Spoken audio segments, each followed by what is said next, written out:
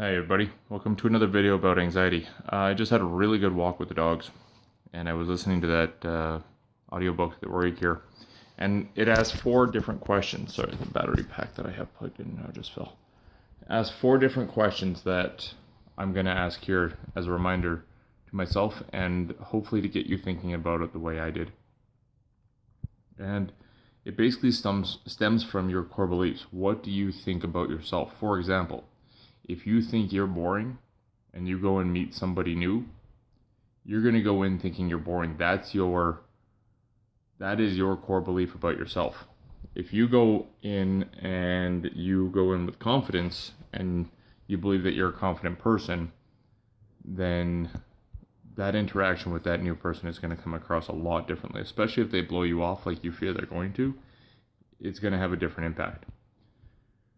So the 4 questions, and I wrote them down here, so sorry, bear with me one sec. I just wanted to make sure I didn't forget them. But I, ironically enough, have them on this phone. So the 4 questions about core beliefs. First one, am I fortune telling bad things?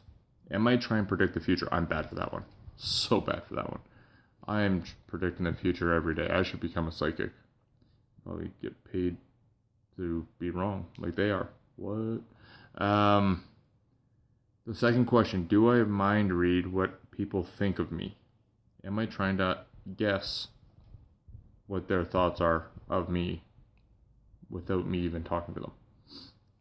Another one here, the third one, am I not counting my positives? When we get worried, we get so focused on the negatives, what could happen, what are possible negative outcomes, that we're not even thinking about the positive, we're so focused on the negatives, we're not even thinking about the positives. Positives don't even come to our mind, and if they do, we brush them off. When really it should be the other way around. We should be focused on the positives. What is a positive that could happen here? Brush off the negatives, because the positives are more likely to happen anyway, especially if you think that way. The fourth one, the second last one here, do I think it would be catastrophic if something happened? As I've said in previous videos, I'm facing one of my biggest fears right now, and I have thought of every possible negative outcome that in my mind could be the end of the world if they happen. But the reality is, the world's not going to end. It's only what I've created in my mind, and I want you to remember that. It's not the end of the world. And to be honest, it's not as big as I'm making it out to be. So, is it going to be catastrophic if something happened or didn't happen, whatever the case is? Because the reality is, whatever you're thinking about is not going to happen the way you think it is. It's going to be a whole lot better. The last one here, do I use a double standard towards myself and other people?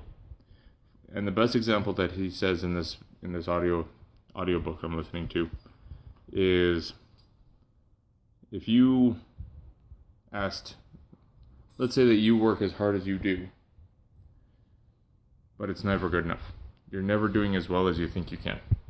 And you're always overworking yourself because you are worried that you're never going to get the job done, somebody's going to judge you, whatever the case may be. If you saw somebody working that hard, what would you tell them? You'd probably go along the lines of, give yourself a break. Take a day off. Everybody deserves a day off. Why aren't you saying the same thing to yourself? Right? Not saying, just saying. Anyway, I hope this helps, guys. Again, comment below. I'm really curious to hear what you guys think. This audiobook is really helping me. Especially with all the words that I have coming up here soon. And I'll talk to you guys on the next one. Later.